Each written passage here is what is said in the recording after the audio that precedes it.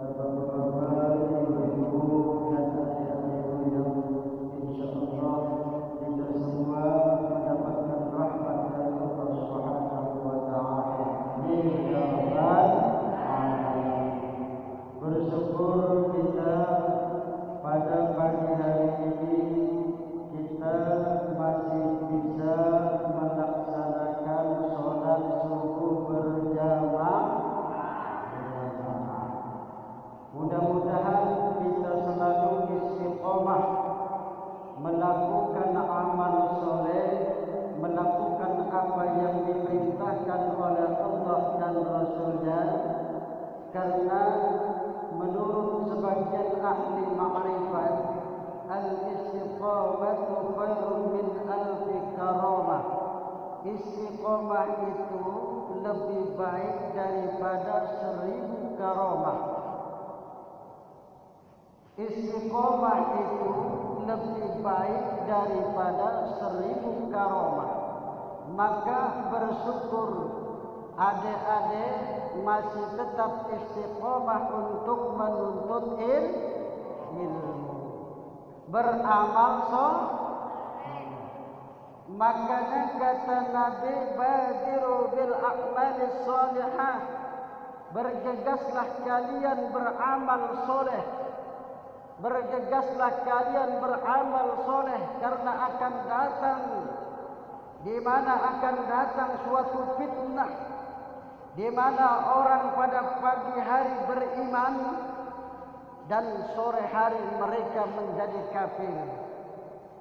Pada sore hari mereka beriman, kemudian pada pagi hari mereka menjadi kafir.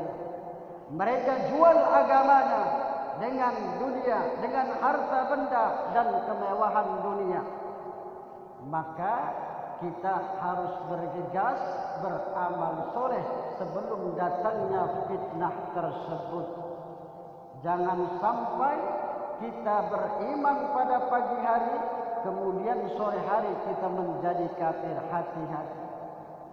Makanya kita harus benar-benar menjalankan perintah Allah dan meninggalkan larangan Allah. Terutama tiang agama kita adalah sholat 5 waktu. As-salatu imaduddin, faman aqamaha faqad aqamaddin, wa man tarakaha faqad hadamaddin.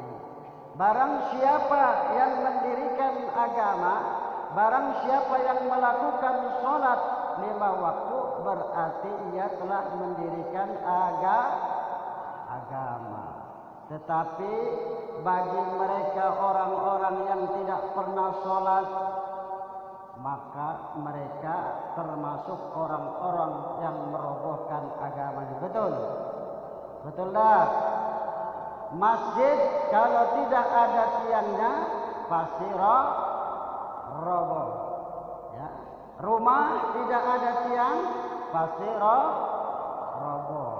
Ya, itu makanya kita harus tegakkan, ya, tegakkan sholat 5 waktu.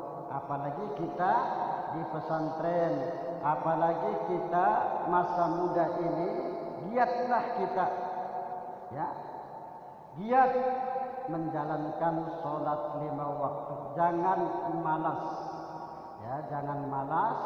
Sholat 5 waktu, kemudian kita belajar harus giat, ya.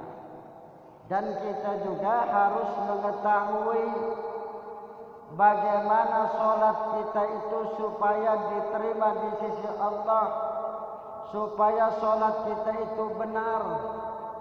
Bagaimana sholat kita itu diterima di sisi Allah sesuai dengan apa yang diajarkan oleh Rasulullah sallallahu alaihi wasallam.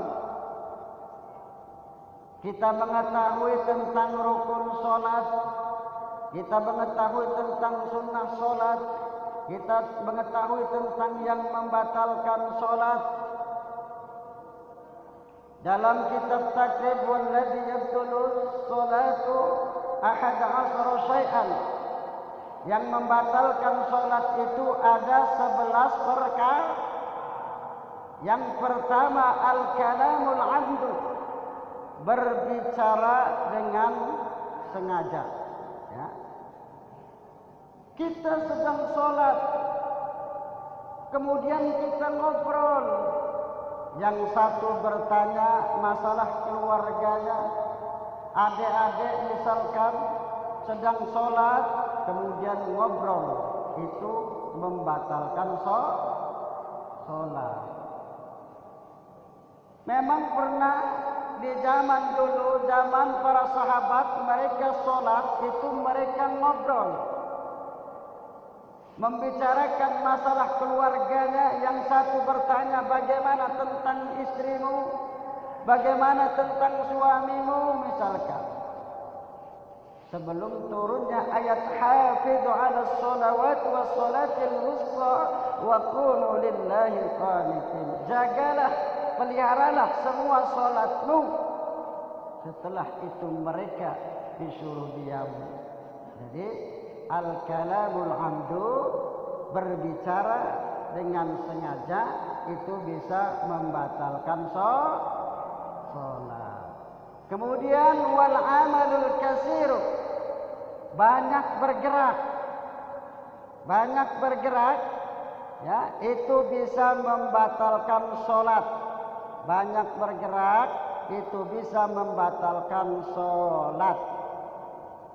Tetapi kalau gerakan itu satu langkah, dua langkah, itu tidak membatalkan sholat. Misalkan imam tadi batal, ya, sholatnya. Kemudian dia keluar, lalu maju yang di belakang. Nah, itu melangkah, itu masih satu langkah, dua langkah, ya, itu masih tidak membatalkan sholat. Misalkan barisan kosong, ya, barisan kita kosong, di depan ini kosong, cepat tutup barisan tersebut, melangkah. Yang samping, apakah yang di sana, cepat. Apabila barisan di depan itu kosong, tutup barisan tersebut, ya, itu tidak membatalkan sholat. Jadi kalau misalkan ada barisan kosong, ya, di tengah-tengah misalkan kosong barisan tersebut, melangkah. Apa yang samping, apa yang di depan sana, cepat tutup barisan tersebut, ya. Kecuali kita banyak bergerak ini, misalkan kita bergaruk-garuk, misalkan bergaruk-garuknya itu keterlaluan. Misalkan digigit nyamuk atau serangga, kita misalkan bergaruk-garuk seperti apa, ya, itu bisa membatalkan. Tapi kalau tidak banyak bergerak, itu tidak jadi masalah, ya, tidak membatalkan sholat. Jadi apa yang pertama, al-kalamul amdu, berbicara dengan sengaja, wal amalul kasiru, banyak bergerak. Kemudian wal hadasu, mempunyai hadas.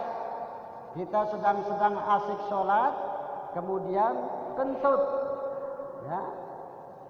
Ibu-ibu kentut misalkan, sedang asik sholat, adik-adik kentut, ya, sedang sholat kentut misalkan. Tidak terdengar kentutnya, cuman baunya baik, itu batal sholat kita, ya. Makanya kalau kita kentut, berhenti sholatnya, wudu, ambil air wudu kembali, ya, itu kentut, ya, itu bisa membatalkan sholat, ya, wal hadas. Kemudian wa hudusun najasati, terkena najis, kita sedang sholat, kemudian tidak tahu pas sujud jidat kita kena tai ayam misalkan, ya, atau kotoran tai yang lain, tai tikus, ya, itu bisa membatalkan sholat. Kemudian apalagi wankisaful aurati, terbukanya aurat, ya. Kita sedang sholat, terbuka aurat kita dengan sengaja, itu bisa membatalkan sholat. Makanya di zaman sekarang ini kan banyak anak-anak muda berpakaian celana lepis, kemudian apa? Celananya ke bawah, make baju ketat, ya, make baju ketat. Kemudian apabila dia sholat, ketika sujud kelihatan apa belakangnya, buritnya itu kelihatan. Itu bisa membatalkan sholat karena termasuk terbukanya aurat. Aurat laki-laki itu dari pusat sampai lutut. Itu. Jadi kalau kelihatan belakang ininya, duburnya, itu bisa membatalkan sholat. Ya, itu. Wang kisaful aurat, terbukanya aurat. Tetapi kalau tidak disengaja, misalkan ibu-ibu sedang sholat, angin kencang, ya. Bapak-bapak juga misalkan sedang sholat, angin kencang, sampai sarungnya jatuh, misalkan sarungnya jatuh, ya, terbukalah auratnya, itu terkena angin misalkan, maka cepatlah segera ditutup. Itu tidak membatalkan sholat kalau segera ditutup. Seperti ibu-ibu juga terkena angin, kemudian terbuka, namun cepat ditutup, ya, itu tidak membatalkan sholat. Ya, kalau belum lama, ya, itu bersegera ditutup, itu terbukanya aurat.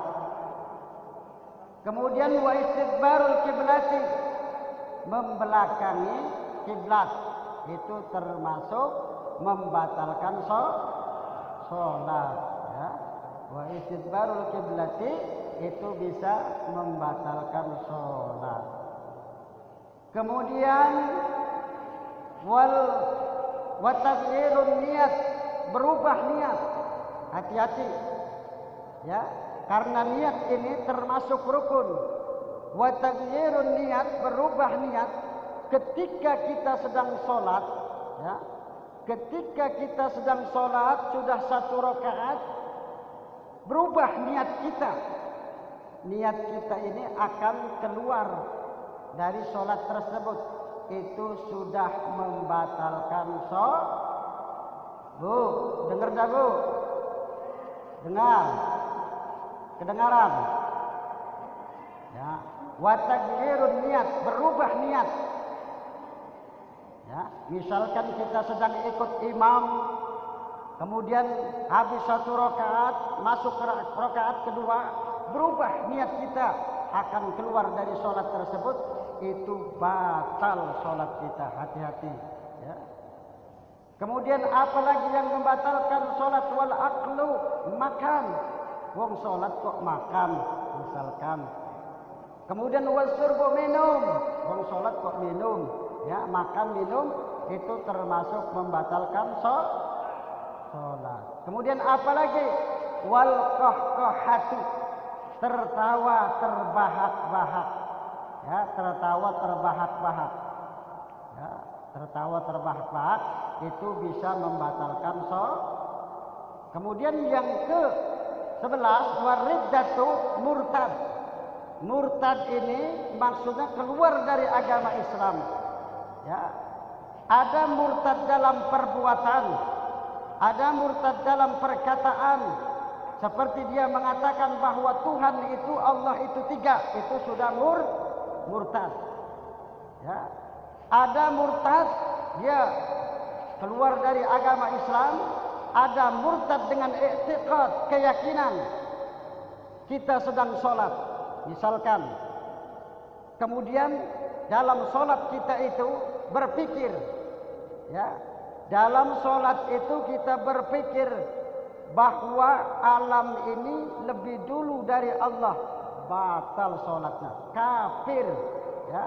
Itu meyakini alam semesta ini lebih dulu daripada Allah, misalkan kita mempunyai keyakinan seperti itu, mempunyai pemikiran seperti itu dalam sholat, maka wariddah, dia termasuk murtad. Hati-hati makanya, jangan berpikir yang aneh-aneh di dalam sholat, ya. Memikirkan Allah Subhanahu wa taala bahwa alam ini lebih dulu daripada Allah, hati-hati, itu termasuk keluar, ya, itu termasuk yang membatalkan sholat. Terus apa sudah? Itu baru yang membatalkan sholat. Kemudian ada yang sunnah di dalam sholat, ada rukun di dalam sholat, termasuk 2 sunnah sebelum melakukan sholat, antaranya adzan dan iqamah. Kemudian 2 hal di dalam sholat itu termasuk sunnah yang sedang mengerjakan sholat adalah tahiyat awal dan doa qunut, sholat subuh dan pertengahan akhir bulan Ramadan. Ya, ini jadi biar kita bisa, misalkan kita ketinggalan tahiyat awal, bangun kita sudah tegak berdiri, seharusnya tahiyat awal tegak, jangan duduk lagi, teruskan sholat. Karena tahiyat awal itu termasuk sunnah. Apa kata Nabi? Apabila kalian dalam tahiyat awal itu sudah berdiri tegak, janganlah kalian duduk lagi. Ya, karena itu bisa membatalkan sholat. Misalkan jamaahnya subhanallah, subhanallah. Kalau kita sudah berdiri tegak, tak usah duduk. Ya, harusnya jamaah itu mengikuti imam. Ya, kalau memang mereka mengerti imam berdiri, harus dia berdiri. Jangan subhanallah, subhanallah. Imam tadi sudah tegak berdiri, sudah lurus. Terkecuali imam tadi belum tegak, masih dalam keadaan mau berdiri, itu boleh cepat kita ucapkan subhanallah. Itu bagi laki-laki. Tapi apabila bagi perempuan, apabila ada kesalahan dalam sholat, apa cara mengingatkannya? Bertepuk tak? Ibu-ibu, kalau ibu-ibu cara mengingatkan kesalahan dalam sholat, itu caranya bertepuk tak? Bertepuk tangan. Ya, bukan berarti bertepuk tangan seperti ini, bukan. Bertepuk tangannya yang telapak tangan kanan ini memukul punggung telapak kiri kita. Ya, bukan bertepuk tangan seperti ini, bukan. Ya, kalau bagi perempuan untuk mengingatkannya, pukul punggung tangan kiri kita dengan dalam telapak tangan kita. Itu cara mengingatkan apabila imam dalam kesalahan. Ya, itu. Nah, itu. Jadi apabila imam tadi sudah tegak lurus, maka lanjutkan. Kemudian setelah itu diganti dengan sujud sahwi sebelum salam. Itu cara mengganti tahiyat awal. Ya. Sujud 2 kali sebelum salam. Begitupun kita misalkan ketinggalan membaca doa kunut, bagi mazhab kita lupa membaca kunut, baik itu dalam sholat subuh, baik itu dalam pertengahan di bulan Ramadan sholat witir, ya. Karena kalau orang kita, mazhab kita, kalau sudah pertengahan di bulan Ramadan sholat witir, di akhir sholat witir itu membaca doa kunut. Ketika kita lupa, ya, tidak membaca kunut tersebut, maka bisa diganti dengan sujud sahwi. Itu sama halnya dengan doa kunut sholat subuh. Kalau kita lupa membaca doa kunut, diganti dengan sujud sahwi. Ya itu. Jadi kita harus paham, ya, harus paham mengenai tentang ilmu sholat. Apalagi kita seorang imam. Seorang imam itu mengerti harus tentang hukum-hukum terutama.